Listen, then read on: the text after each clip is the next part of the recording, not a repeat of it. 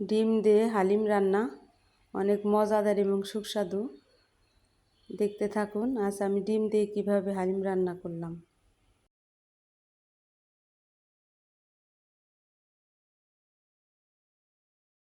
আসসালামু আলাইকুম। আজকে আমাদের আপুদের ভাইয়াদের জন্য আমি শুধু একটা রেসিপি নিয়ে আসছি। তো সবাই তো মুরগির গোশ, গরুর গোশ, খাসির গোশ দিয়ে খেয়েছেন, কেউ কি ডিম দিয়ে খেয়েছেন? তো আজকে আপনাদের জন্য আমি ডিম দিয়ে হালিম রান্নার রেসিপি নিয়ে আসছি। অবশ্যই ধৈর্য সহকারে মনোযোগ দিয়ে দেখবেন আমি কিভাবে ডিম দিয়ে আজকে হালিম রান্না করলাম। তো অনেক সুস্বাদু এবং মজাদার এই খাবারটা। অনেকেই হয়তো তেল চবড়ি ছাড়া খেতে পছন্দ করে, তো তাদের জন্য এই রেসিপিটা। তো আমি আজকে মনে মনে ভাবছিলাম যে সব কিছু দিয়েই তো খাওয়া যায়, তো এটা দিয়ে তো কেউ হয়তো ট্রাই করে নাই যে ডিম দিয়ে আবার হালিম রান্না করা যায়। তো বললাম যে একটু দেখি, ট্রাই করে দেখি যদি কেমন হয় জানি না। তো আমি ডিমটা ভেঙে নিয়েছি, ভেঙে নিয়ে আমি একটা পলির ভিতরে এটাকে সিদ্ধ করে নেব। সিদ্ধ করে নিয়ে আর পলিটা একটু হালকা করে বেঁধে তারপর একটু ছিদ্র করে দিতে হবে। তো আমার ডিমটা একবারে সুন্দর একবারে সিদ্ধ হয়ে গেছে, তো আমি পিস পিস করে কেটে নিয়েছি। এখন আমি এই ডিমটা একটু হালকা ভেজে নেব, কারণ যেন এটা পরে এটা ছুটে না যায়, তার জন্য আমি একটু ভেজে নেব, একটু শক্ত শক্ত হবে। তো আমি আজ নতুন একটা রান্না করছি। অবশ্যই আপনারা কিন্তু কমেন্ট করে জানাবেন যে আমার এই নতুন আবিষ্কারটা কেমন হলো। আর ওখানে আমি সব এইগুলো আমি চাল ডালের যে মিশ্রণটা সেটা ওখানে ভিজিয়ে রেখেছি। আমি 1 ঘন্টা আগে ভিজিয়ে রাখছি। আর দেখেন আমার ডিমগুলো ফুলে একবারে ঠুস ঠুস হয়ে গেছে। এখন আমি পিসগুলো ভালো করে বেরেস্তা করে নেব।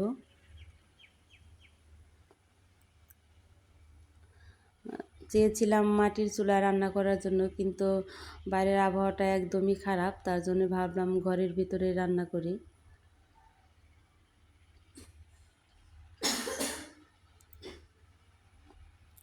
আমি তারপরে ডিমটা দিয়ে দিয়েছি, একটু পানি দিয়ে নিলাম, কারণ মশলা দিয়ে ডিমটা কষাতে হবে। আর এটা এমনি কোনো গোশ না, তার জন্য আমি শুধু যেটা হালিমের ভিতরে মশলা ছিল সেটাই দিয়ে দেব। আর এখানে একটু হলুদ মরিচের গুঁড়োটা দিয়ে দিচ্ছি এক্সট্রা হয়ে করে। আর সব মশলা তো ওই হালিমের যে প্যাকেট ছিল তো সেটার ভিতরেই ছিল। তো আমি অন্য কোনো মশলা ব্যবহার করব না, কারণ অন্য কোনো মশলা ব্যবহার করলে খেতে ভালো লাগবে না, কারণ এটা কোনো গোশ দেওয়া হচ্ছে না, কারণ ডিমে অতটা মশলাও লাগে না। তো আমার ডিমটা কষানো হয়েছে, দেখেন আমার একটা ডিমও কিন্তু ভাঙিনি, যেভাবে আমি দিয়েছিলাম ঠিক সেভাবেই আছে। এখন আমি যে মিশ্রণটা ভিজিয়ে রাখছিলাম তো সেটা একটু নাড়াচাড়া দিয়ে দিতে হবে, যেন এটাকে দলা না হয়ে যায়।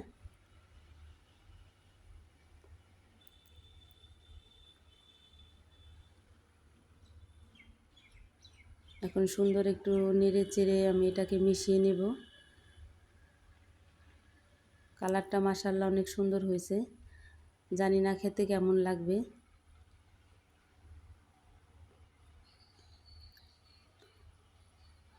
আমি মিশ্রণটা সিদ্ধ হওয়ার জন্য আমি একটু বেশি করে একটু পানি দিয়ে নিলাম।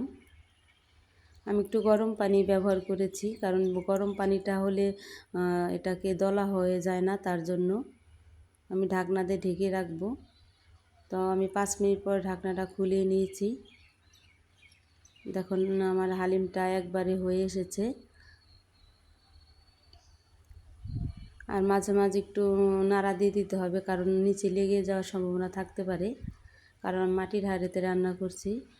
আমার হালিমটা একবার পারফেক্ট হয়ে গেছে।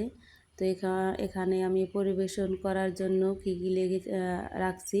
তো এখানে আদা কুচি রাখছি, মরিচ, ধনেপাতা, পেঁয়াজ, শসা। তো এখন আমি পরিবেশন করব। আর আমার বেরেস্তাটা আগে থেকে করা ছিল, আমি 2টা শুকনা মরিচও দিয়ে দিলাম, দেখতে ভালো লাগার জন্য এটা দিয়েছি। অনেকে কিন্তু পরে এটাকে বাগার দেয়, তো আমি বাগারটা দিলাম না, আমি এমনিই রান্না করছি। তো আদা কুচিটা কিন্তু হালিমের ভালো একটা ফ্লেভার দেয়।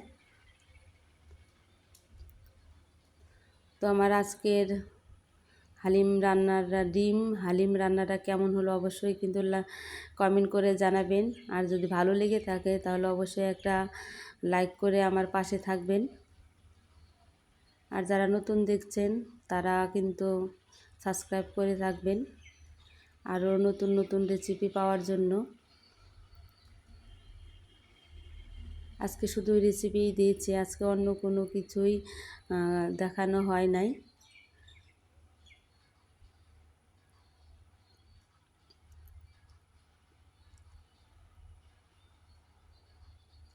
আর এখন আমরা সবাই মিলে এটাকে খাবো।